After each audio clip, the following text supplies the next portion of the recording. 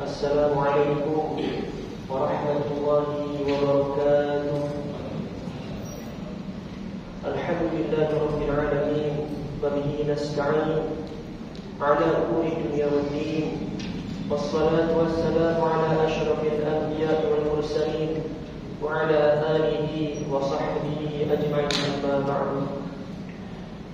Jemaah salat zuhur yang dimuliakan Allah,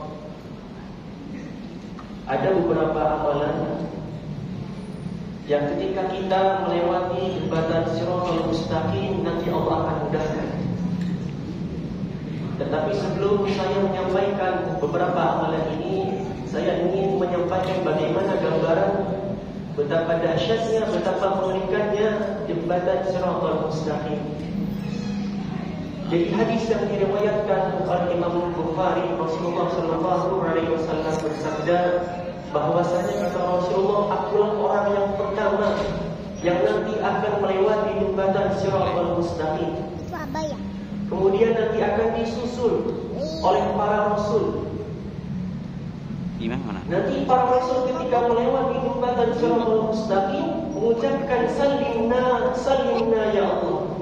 Selamatkanlah kami ya Allah.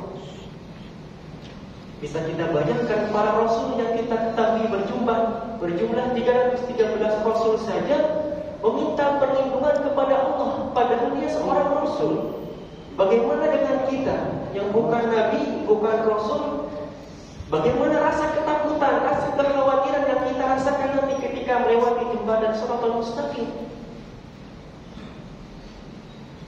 Beberapa hadis mengatakan bahwa sirat itu terbuat dari sesuatu yang lebih tajam daripada pedang dan lebih tipis daripada ratus.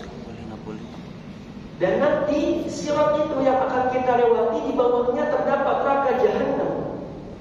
Nanti, kemarin kita bahas bahwa neraka yang paling ringan saja, yang ketika dipakaikan sendal dapat memitikan otak, itu yang paling ringan. Bagaimana neraka jahanam? Nanti sirat itu akan dihiasi dengan duri seperti durinya pohon sa'dan. Nanti teman-teman bisa lihat di Google bagaimana gambaran pohon sa'dan itu, yang seluruh batang ranting dihiasi dengan duri. Nanti Allah akan membuat sirat itu seperti pohon sa'dan, durinya yang begitu banyak dan saling mengait satu sama lain. Di hadis yang lain bahwa sirat itu akan dihiasi dengan besi yang tajam yang saling mengait seperti kawat di kanan kirinya. Bayangkan kita nanti akan lewat sirat yang tajamnya lebih tajam daripada pedang. Kemudian Allah akan membagi beberapa kelompok golongan. Beberapa kelompok golongan yang nanti akan melewati sirat. Golongan yang pertama kecepatannya seperti kecepatan kilat. Wallahu a'lam itu amalannya seperti apa. Yang pasti, yang lewat di sirat nanti yang kecepatannya seperti kecepatan kilat, pasti malam harinya dia tidak gunakan untuk tidur. Kalaupun tidur hanya sedikit saja, lampunya jauh dari tempat tidurnya.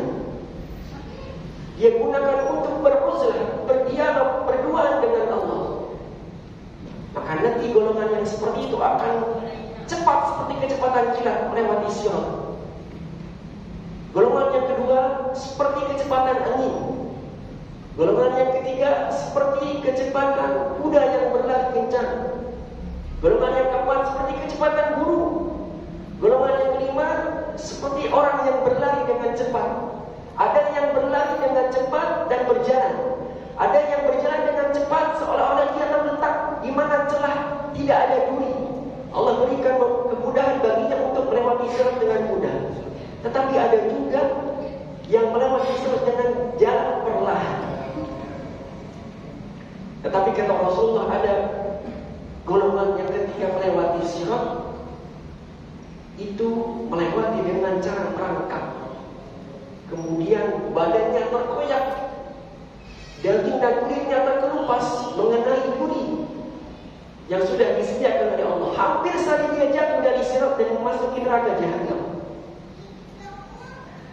Mungkin kalau kita bayangkan bergelantungan di atas sirat itu, tetapi alhamdulillah tidak jatuh.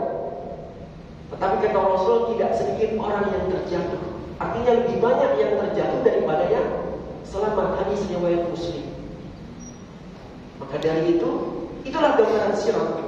Maka saya akan menyampaikan beberapa amalan yang jika kita amalkan, berusaha semaksimal mungkin, insya Allah akan memudahkan kita melewati jembatan Shiratal Mustaqim. Amalan yang pertama adalah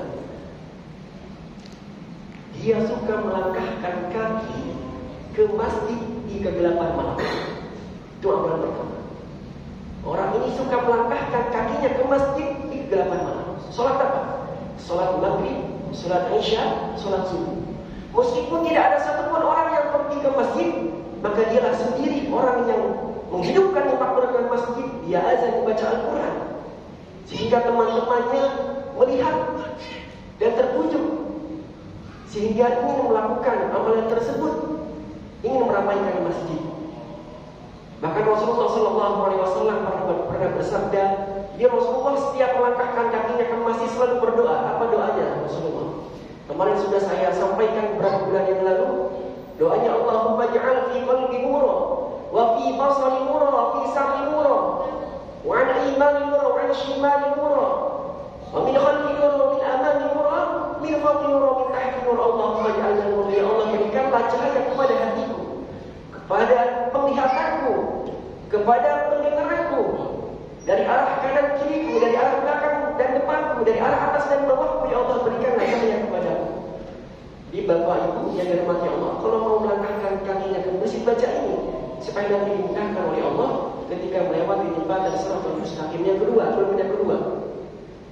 adalah orang yang suka bersedekah dalam keadaan sir.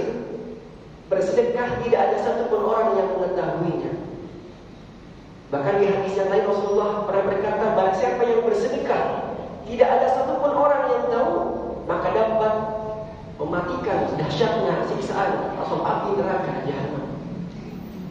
Maka sedekahlah, memperbanyak sedekah. Tidak ada satu hari pun yang kita lewati kecuali bersedekah semampu kita.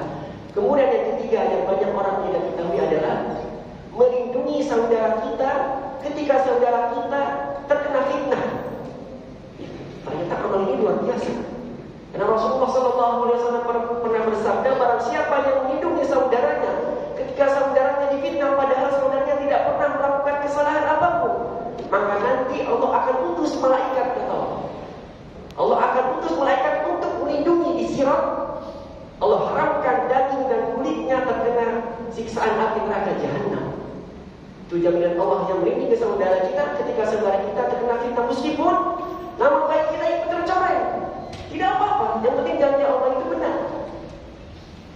Kemudian kata Rasulullah, barang siapa yang memfitnah saudaranya, maka nanti Allah akan tahan dia di atas jembatan sirat sampai dia dibersihkan oleh Allah. Karena dia lalai, tidak bisa menjaga ucapannya, tidak bisa menjaga lidahnya yang begitu tajam ketika berbicara kepada saudaranya. Itu golongan yang kedua. Yang ketiga, yang keempat, yaitu orang yang suka meringankan beban saudaranya dan orang yang suka menolong. Kemarin sudah saya sampaikan, ketika teman kita, saudara kita sedih, buat dia bahagia. Ketika saudara kita lapar, buat dia kenyang. Saudara kita punya hutang, kita bantu lunasi hutangnya semampu kita. Saudara kita punya masalah, kita bantu hibur dia agar dia tidak bersedih. Kata Rasulullah, nanti Allah akan jaga langkah kakinya agar dia tidak terpeleset ketika melewati jembatan sirat. Maka ada 5 amalan yang memudahkan kita, insya Allah, ketika kita melewati jembatan Shiratal Mustaqim. Mudah-mudahan kita bisa mengamalkan, kita bisa terhindar dari jembatan sirat apalagi terpeleset, dan mudah-mudahan Allah mudahkan kita untuk masuk ke dalam surganya. Amin ya rabbal alamin. Mari sama-sama kita tutup dengan doa astagfirullahaladzim. Astagfirullahaladzim. Allahumma shalli ala sayyidina Muhammad wa ala ali sayyidina Muhammad wa ala kulli sahabati ajma'in walhamdulillahi rabbil alamin. Allahumma sallimna fil akhirah. Allahumma inna nas'aluka husnal khatimah. Allahumma ahdina 'inda sujud. Allahumma ahdina 'inda salat. Allahumma ahdina 'inda ruku'. Allahumma ahdina 'inda qira'atil Qur'an. Allahumma ahdina 'inda dzikrillah ya Allah. Allahumma sallimna fil qubur, sallimna fi yaumil hisab, sallimna fis sirat, sallimna fil akhirah. Rabbana ighfir lana wa liwalidayna warhamhuma kama rabbawna shighara. Rabbana atina fid dunya hasanah وفي الآخرة حسنة وقنا عذاب النار سبحان ربك رب العزة عما يصفون وسلام على المرسلين والحمد لله رب العالمين والسلام عليكم